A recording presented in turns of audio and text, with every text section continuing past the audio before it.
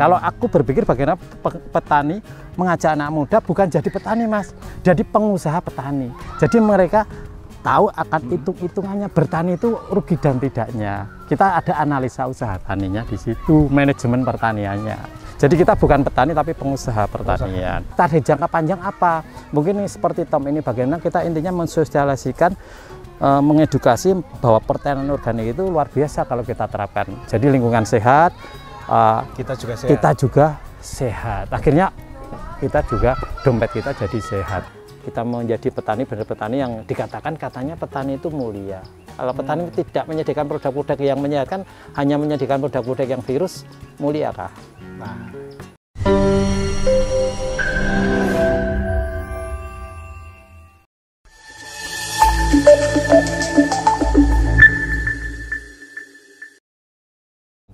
Halo warga Taniling, kembali lagi bersama saya Rizky Pratama di channel Taniling TV.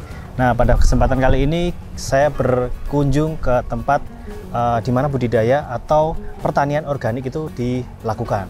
Seperti namanya, Tani Organik Merapi. Dan tentunya tempatnya ada di lereng Gunung Merapi. Bersama ditemani di samping saya ini ada ownernya, Bapak Untung. Selamat siang, Bapak. Selamat siang, Pak, boleh Mas. menyapa warga Taniling dulu, Pak. Halo Sobat Taniling, selamat berjumpa lagi. Salam organis. Kita berjumpa di lahan budidaya sayuran organik Tani Organik Merapi dengan Untung Wijanarko. Ya. Oke, nanti kita akan ditemani Pak Untung untuk menjelaskan Tani Organik Merapi dan juga pertanian organik itu seperti apa. Boleh kita sambil boleh ya, monggo bisa. Kebetulan ini juga ada field trip ya dari anak-anak PAUD itu Mas, yuk sambil jalan ya. Oke.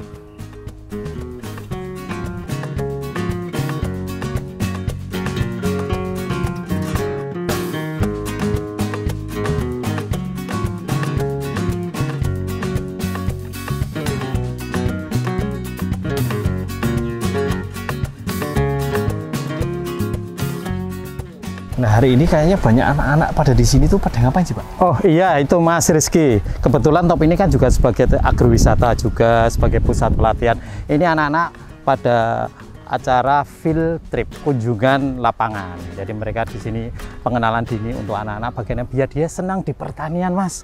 Dan tahu akan tanaman bayam itu seperti apa, sawi biar anak tahu sawi itu seperti apa, dan mereka juga menyenangi untuk makan sayuran gitu loh Mas. Ya, tapi betul loh Pak, diajarin sejak dini itu mungkin gedenya itu berkesan ya. Mas. Jadi mungkin pada sadar tentang pertanian gitu. Pada nggak mau ke sawah lah itu. Iya, terus terang karena selama ini Mas Rizky tahu toh, anak-anak muda mana yang sekarang tertarik di dunia pertanian? Ya banyak mereka, apalagi mereka jurusan pertanian ya. Mereka larinya ke kantor-kantor, tempat yang nyaman. Mereka tidak berusaha bagaimana ingin bertani. Memang itu karena mungkin kesalahan orang tua kita dulu. Orang tua kita mungkin Mas Rizky ya orang tua. Iya. Pernah ngomong, jadilah petani Mas Rizky? Nggak pernah toh? Biasanya orang tua yang anaknya petani bilang, kalau jadi petani itu rekoso. Bahasa Indonesianya kalau rekoso itu apa ya? Susah. Karena apa? Kondisi kena panas, terus adu-adu pupuk kotor dan sebagainya. Hasilnya tidak menghasilkan dengan bagus, tapi karena itu kan mereka bertani secara activity, hanya kegiatan, dan mereka tidak berpikir secara bisnis. Kalau aku berpikir bagaimana petani mengajak anak muda bukan jadi petani Mas, jadi pengusaha petani. Jadi mereka tahu akan hitung-hitungannya bertani itu rugi dan tidaknya. Kita ada analisa usaha taninya di situ, manajemen pertaniannya. Jadi kita bukan petani tapi pengusaha pertanian.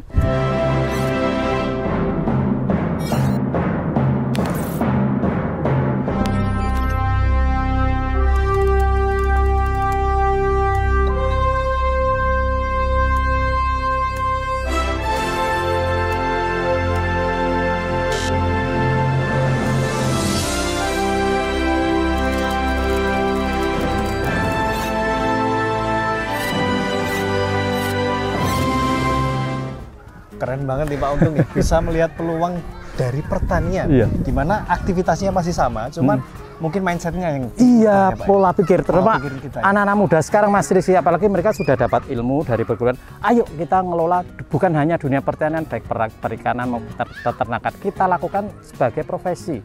Kita hitung-hitung itu studi kelayakannya masuk enggak, karena kita harus mengetahui bagaimana kedepannya kita, achievement target kita, target ke depan kita apa? Kita ada target jangka panjang, jangka menengah, sama jangka pendek yang kita breakdown. Nah, target jangka panjang apa? Mungkin seperti Tom ini, bagaimana kita intinya mensosialisasikan, mengedukasi bahwa pertanian organik itu luar biasa kalau kita terapkan, terutama di Indonesia, apalagi khusus di lingkungan kita. Di samping satu, menyehatkan kondisi tanah kita, terus kedua, kondisi tanaman kita juga dengan yang selama ini kita hasilkan dari produk pertanian kan juga menyehatkan untuk dikonsumsi gitu Mas. Jadi lingkungan sehat, kita juga sehat. Akhirnya kita juga, dompet kita jadi sehat Mas. Betul. Itu ya. Pak, ini kan tadi kita ngomongin soal edukasi ya, dan sekarang lagi ada anak-anak yang baru belajar di sini tentang pertanian. Apakah di Tani Organik Merapi ini cuman edukasi aja, atau mungkin punya lini bisnis yang lain Pak di bidang pertanian? Iya, jadi Tom Tani Organik Merapi itu kita ada bisnisnya, itu ada agribisnis pertanian organik. Kita bertani organik dengan kita berkemitraan petani sekitar, kita ajak mereka bertani secara organik. Yang kedua, produk-produknya selama ini kita untuk organik kita adakan agrowisata pertanian organik. Jadi terus terang ada kunjungan mulai dari tingkat TK tadi ya, PAUD dan sebagainya ke sini, ingin mengenal dia. Kalau mereka ingin mengenal organik itu seperti apa, yaitu datang ke Tom, kunjungan ke Tom boleh. Terus yang selanjutnya kita ada namanya agribisnis, agrowisata, sama jasa pelatihan, P4S namanya, Pusat Pelatihan Pertanian Pedesaan Swadaya. Jadi di Tom ini sebagai pusat pelatihannya, baik tingkat akademisi, swasta, BUMN maupun negeri, terutama juga bagi mereka yang mau pensiun yang ingin berlatih secara organik dari hulu sampai hilir, karena Tom ini usaha kita pertanian dari hulu sampai hilir, mulai dari pengelolaan pupuk sampai akhirnya kita pemanenan dan pemasaran, sampai kita perhitungannya, analisa usahanya dan sebagainya. Oke. Pak, itu saya lihat tempat yang lebih sejuk Pak. Iya. Ngobrol di sana boleh? Boleh. Mari Mas. Tani Link, kita ngobrol di tempat yang lebih enak buat ngobrolin Tani Organik Merapi. Iya, mari.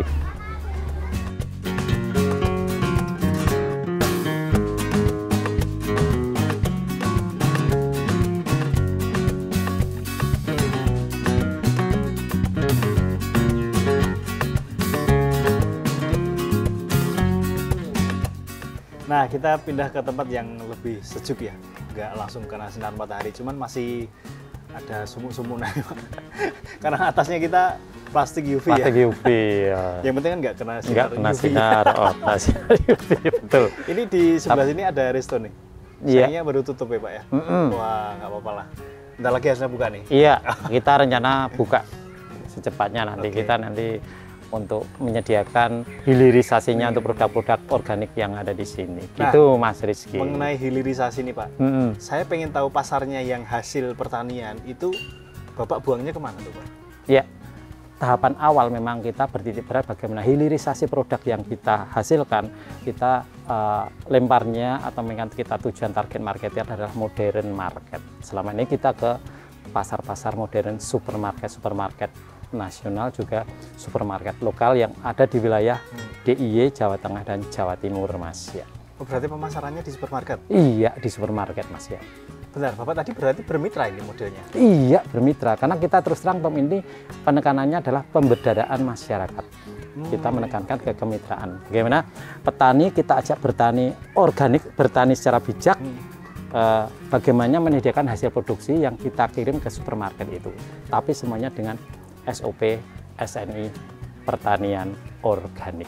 Oh, berarti satu naungan ya untuk sertifikat organiknya. Iya. Di Tom ini. Iya. Pemasaran itu kan ke supermarket Pak. Yang saya lihat ya untuk organik sendiri itu jarang banget di pasar tradisional. Padahal ini lebih sehat. Nah, kenapa ini malah jarang Pak ditemukan? Ya, kenapa nggak tersedia di lingkungan ke pasar konvensional? Karena terus terang Mas Rizky tahu selama ini untuk pertanian edukasi, untuk masalah sosialisasi dan edukasinya kan kurang. Masih banyak pertanian yang konvensional kan. Akhirnya yang dijual di pasar itu pertanian konvensional. Yang kedua memang di konvensional sendiri mungkin dari sisi harga ya, dari sisi harga juga lebih murah gitu. Kenapa kita bidiknya ke supermarket? Memang tahapan kita memang harus perlu edukasi dulu. Tom, dulu awal kita masuk supermarket kita butuh edukasi, sosialisasi dulu, ada pameran-pameran, branding dulu Mas. Kalau enggak kita jualan organik, kita nggak sosialisasi orang nggak tahu organik, siapa yang membeli? Iya nggak?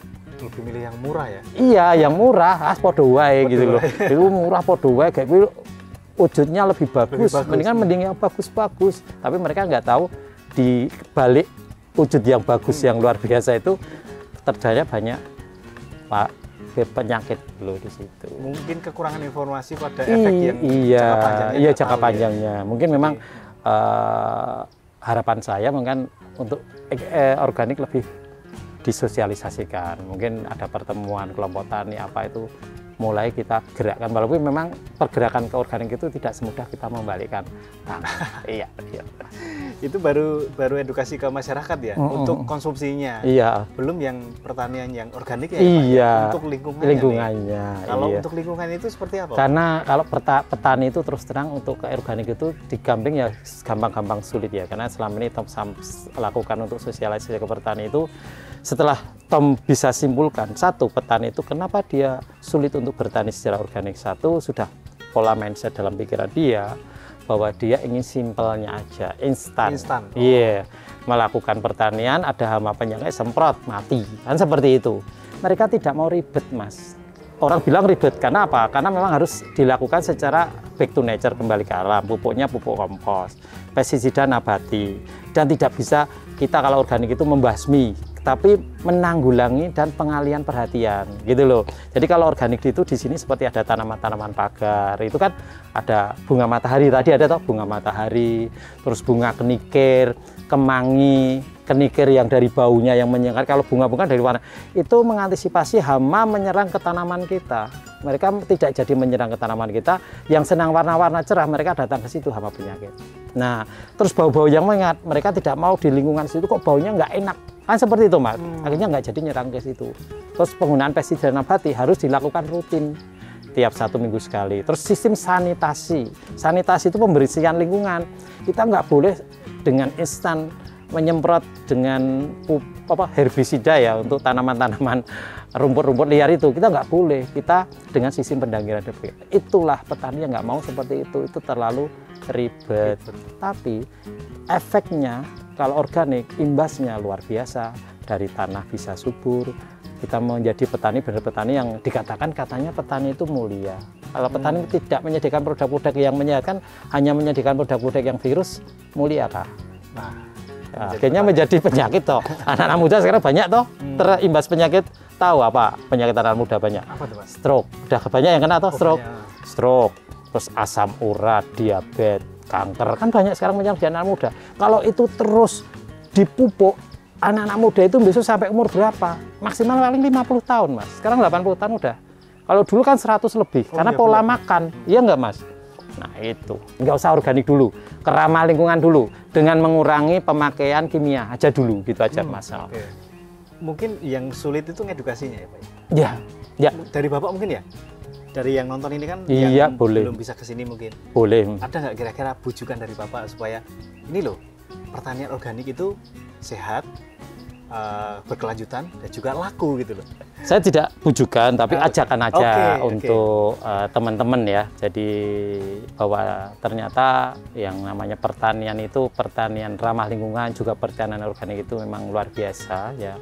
Selama ini Tom merasakan bahwa efek dan imbasnya adalah kebaikan. Tanah kita menjadi subur, terus lingkungan kita juga kesehatannya kita dapatkan di situ. Nah, dan memang kalau selama ini dikatakan bahwa untuk pertanian organik memang kalangan menengah ke atas, ya memang benar, karena memang selama ini Tom sudah adakan dulu pengiriman duta organik Tom, dari kita kerjasama dengan kampus, kita kirim ke supermarket, kita data pelanggan Tom itu siapa, dari sisi kondisi pendapatan, terus kondisi latar belakang pendidikan, kondisi rumah, kondisi profesi dan sebagainya. Ternyata benar, mereka satu jelas orang-orang yang butuh kesehatan pertama, terus ibu-ibu hamil, terus keluarga kecil, terus kalangan yang menengah ke atas, karena mereka dari sisi edukasi masuk kan seperti itu. Dan memang untuk pangsa pasar organik sangat terbuka, lebar dan luas teman-teman semuanya. Tom ini baru bisa memenuhi permintaan pasar sekitar 60%. Dari 80 jenis sayuran yang ada terlist di Tom, baru 40 jenis sayuran yang kita tanam. Ya, kalau teman-teman sobat Taniling juga mau bermitra Tom, juga bisa datang aja ke Tom, diskusi bagaimana gitu Mas. Ya. Ini dari pembahasan kita saya menemukan sesuatu bahwa pertanian organik itu hasilnya, terutama di sayur itu kelasnya lebih tinggi dari konvensional ya Pak ya? Iya, betul. Di supermarket lah, supermarket. ada yang pengen cari yang sehat, cari organik gitu ya? Iya, terus orang bilang memang kalau bilang kenapa harganya lebih mahal, ya karena memang mahal, karena jelas kalau organik itu ada satu sertifikasinya, jaminan sertifikasinya, jelas. Terus perlakuannya aja beda dengan pertanian yang umum, nah gitu loh. Kita terus terang harus mendirikan nilai apresiasi dari petani organik itu, kenapa harga lebih tinggi, kan seperti itu. Nah, warga Taniling, ternyata pertanian organik itu tidak bisa dipandang sebelah mata ya, karena mungkin dari pasarnya sendiri sudah ada kelasnya. Dari segi lingkungan, kesehatan itu juga ada manfaatnya. Jadi tunggu apa lagi kita untuk menanam organik? Nah, warga Taniling nanti bisa banget sharing bareng Pak Untung. Iya. Kenapa harus di Tom? Karena Tom ini pernah juara internasional, juara 1, juara dunia 2021 kalau nggak salah Pak ya? Iya, 2021. Itu juara inovasi pertanian pertanian organik tingkat internasional ya. Inovasi pertanian organik ya. Nah, jadi sudah tidak diragukan lagi harusnya Pak ya. Oke, nanti saya kasih kontaknya Pak Untung ya. Boleh? Iya, boleh. Oke, boleh. Saya taruh di sini atau dicek di deskripsi. Pak Untung, terima kasih banyak. Oh ya, makasih Mas Rizky sudah datang ke sini. Amin, sukses juga Mas Rizky dan tim ya. Terima kasih Pak. Oke, ya. Warga Taniling, jangan lupa like, komen, dan subscribe, dan download aplikasi Taniling di Google Play Store. Salam Taniling TV. Bisnis Agri tak pernah mati.